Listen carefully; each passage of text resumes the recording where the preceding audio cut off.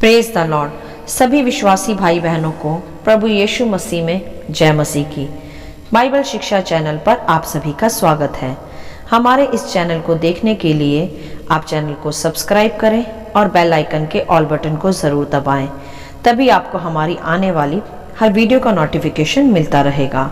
आज मैं आपके लिए बाइबल की पुस्तक से मत्ती अध्याय 16 के वचन 13 से 20 को लेकर आई हूँ, जिसका टाइटल है पतरस और स्वर्गीय राज्य की कुंजियां। तो चलिए भाइयों बहनों, हम वीडियो स्टार्ट करते हैं। बाइबल दर्शाती है यहाँ कि यह उस समय की बात है जब प्रभु यीशु मसीह कैसरिया फिलिप्पी के प्रदेश में आए और प्रभु ने अपने चेलों से पूछा कि लोग मनुष्य के पुत्र को क्या कहते हैं। तब उन्होंने इस पर उत्तर देते हुए कहा कि कुछ तो यूहन्ना बपतिस्मा देने वाला कहते हैं, और कुछ एलिया, और कुछ यिर्मयाह या भविष्यवक्ताओं में से कोई एक कहते हैं। तब इस पर प्रभु यीशु ने उनसे कहा कि परंतु तुम मुझे क्या कहते हो। हालेलुया। यहाँ हम समझ लेंगे मेरे प्रियो, सर्वप्रथम कि प्रभु यीशु चाहते हैं कि वह ये जाने कि हम प्रभु यीशु को क्या करके स्वीकार करते हैं। केवल कोई भविष्यवक्ता या केवल चंगा करने वाला, और या सचमुच एकमात्र और जीवित परमेश्वर। इस बात को प्रभु ने वहां अपने चेलों से भी पूछा, जिस पर फिर पतरस ने उत्तर दिया कि तू जीवते परमेश्वर का पुत्र मसीह है। हालेलुया। यहाँ हम देख सकते हैं मेरे प्रियो कि उनमें से केवल पतरस ने परमेश्वर को उसकी सच्ची व सही पहचान में पहचान लिया। इसी प्रकार आज भी कलीसिया में बहुत से लोग आते तो हैं, परंतु उनमें से सभी चुने हुए नहीं होते। उनमें बुलाए हुए भी बहुत से होते हैं, जो केवल चंगाई, छुटकारे व बरकत पाने ही कलीसिया में आते हैं, परंतु प्रभु को उद्धारकर्ता के रूप में, एकमात्र परमेश्वर के रूप में स्वीकार नहीं कर पाते। बिल्कुल उसी प्रकार केवल पतरस ने ही कहा कि तू जीवते परमेश्वर का पुत्र मसीह है।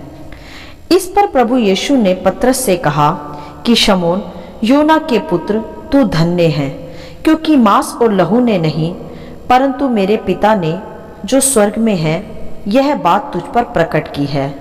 और मैं भी तुझसे कहता हूँ कि तू पतरस है, और मैं इस पत्थर पर अपनी कलीसिया बनाऊंगा, और अधोलोक के फाटक उस पर प्रबल ना होंगे। और आगे प्रभु ने यह भी कहा कि मैं तुझे स्वर्ग के राज्य की कुंजियां दूंगा, और जो कुछ तू पृथ्वी पर बांधेगा वह स्वर्ग में बंधेगा, और जो कुछ तू पृथ्वी पर खोलेगा वह स्वर्ग में खुलेगा। हालेलुया। अब हम इस वचन से कुछ विशेष बातों को सीखेंगे व समझेंगे। मेरे प्रियो, बाइबल स्पष्ट करती है इस वचन के आधार पर कि सब चेलों में से केवल पतरस ने ही प्रभु यीशु के सवाल का उत्तर देते हुए प्रभु से कहा कि तू जीवते परमेश्वर का पुत्र मसीह है। अर्थात मेरे प्रियो, यह केवल पतरस ने ही पहचाना, और परमेश्वर पिता ने ही पतरस पर ही यह कुछ प्रकट किया, क्योंकि पतरस के लिए परमेश्वर की एक विशेष योजना थी। और ध्यान दे यहाँ कि जैसे ही पतरस पर परमेश्वर की असली पहचान प्रकट हुई और उसने प्रभु यीशु को मसीहा के रूप में स्वीकार कर अंगीकार किया, तभी प्रभु यीशु ने कहा कि मैं इसी पत्थर पर अपनी कलीसिया बनाऊंगा, और स्वर्ग की राज्य की कुंजियां भी दूंगा, कि जो तू पृथ्वी पर बांधेगा वह स्वर्ग में बंध जाएगा, और जो कुछ तू पृथ्वी पर खोलेगा वह स्वर्ग में खुल जाएगा। हालेलुया। अर्थात मेरे प्रियो, जब एक मनुष्य पर परमेश्वर की सच्ची पहचान प्रकट हो जाती है और वह परमेश्वर की पहचान को अंगीकार भी कर लेता है और उसे स्वीकार भी कर लेता है, और अपने संपूर्ण हृदय से परमेश्वर को एकमात्र उद्धारकर्ता के रूप में पहचान लेता है, तब फिर परमेश्वर की योजना भी उस मनुष्य के प्रति प्रकट हो जाती है। जैसे पतरस के विषय जो परमेश्वर की योजना में था, वह पतरस के प्रभु यीशु को मसीह स्वीकार करते ही प्रकट भी हुई, कि प्रभु यीशु ने कहा कि मैं तुझ पर अपनी कलीसिया बनाऊंगा। कलीसिया बनाना अर्थात कोई इमारत नहीं मेरे प्रियो। कलीसिया बनाना अर्थात परमेश्वर के लोगों को परमेश्वर के राज्य का, स्वर्ग का सच्चा मार्ग दिखाना, अर्थात उनको उद्धारकर्ता से मिलाना। हालेलुया। और यह भी ध्यान दे मेरे प्रियो यहाँ कि जब परमेश्वर अपनी योजना किसी मनुष्य पर प्रकट करता है, उसे अपने कार्य के लिए चुनता है, तो परमेश्वर साथ ही साथ उसे अधिकार भी प्रदान करता है। अर्थात योजना में परमेश्वर उसे अधिकारी बनाकर ही उठाता है, खाली नहीं रखता। जैसे पतरस को भी प्रभु यीशु ने अपनी योजना में बुलाया और कहा कि मैं तुझ पर अपनी कलीसिया बनाऊंगा, और फिर साथ ही साथ उसे अधिकार भी दिए, यह कहते हुए कि मैं तुझे स्वर्ग के राज्य की कुंजियां दूंगा। जो तू पृथ्वी पर बांधेगा वह स्वर्ग में बंध जाएगा, और जो तू पृथ्वी पर खोलेगा वह स्वर्ग में खुल जाएगा। हालेलुया। अर्थात मेरे प्रियो, पतरस को प्रभु यीशु ने केवल अपनी योजना में ही नहीं बुलाया, वरन उसे अधिकार भी दिए स्वर्गीय राज्य के, जिससे कि पतरस प्रभु का कार्य पृथ्वी पर रहकर अधिकारों में रहकर पूरा भी कर पाए। हालेलुया।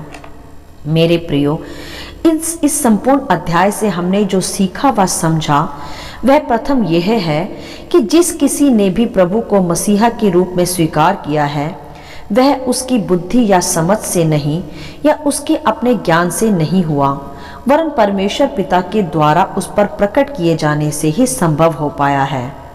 और जब परमेश्वर द्वारा यह प्रकट हो जाता है कि यीशु ही एकमात्र प्रभु और मसीहा है, तब फिर परमेश्वर की उस मनुष्य के लिए एक विशेष योजना का द्वार खुलता जाता है।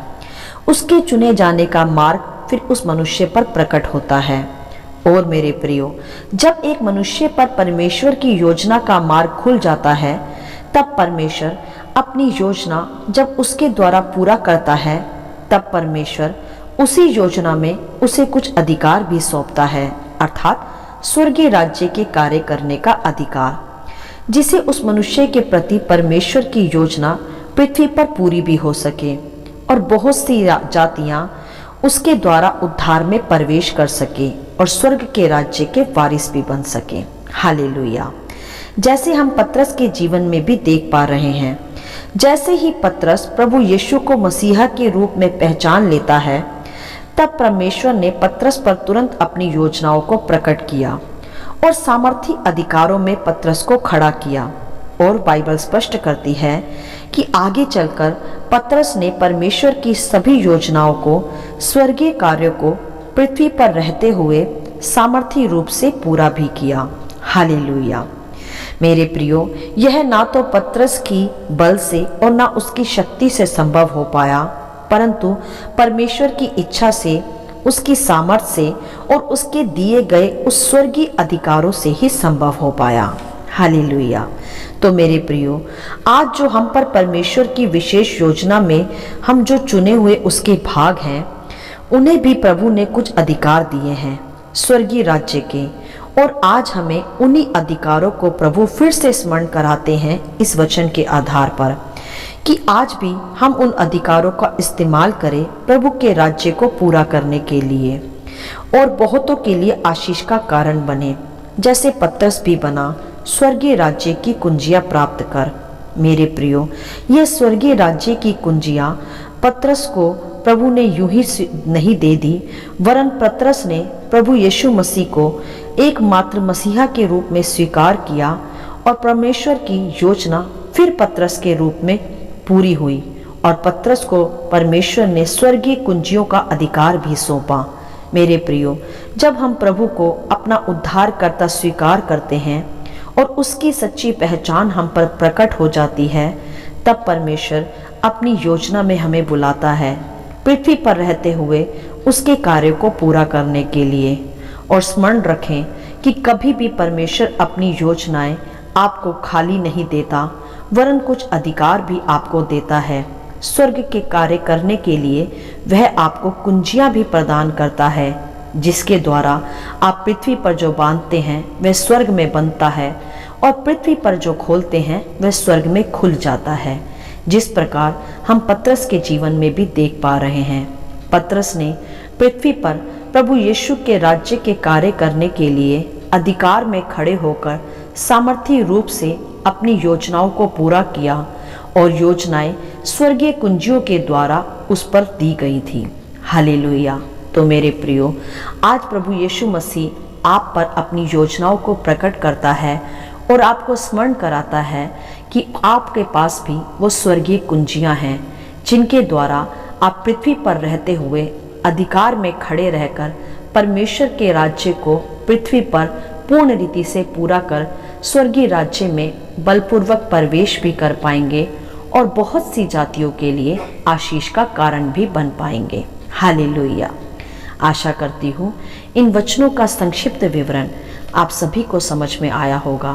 प्रभु आपको अपनी पवित्र आत्मा की भरपूरी से सदा भरता रहे। यदि आप चाहते हैं कि दूसरे भी इसे सुनकर आशीष पाएं, तो आप दूसरों के साथ भी इसे शेयर कर सकते हैं, क्योंकि हमारे प्रभु यीशु मसीह की यही इच्छा है। आमीन and God bless you all.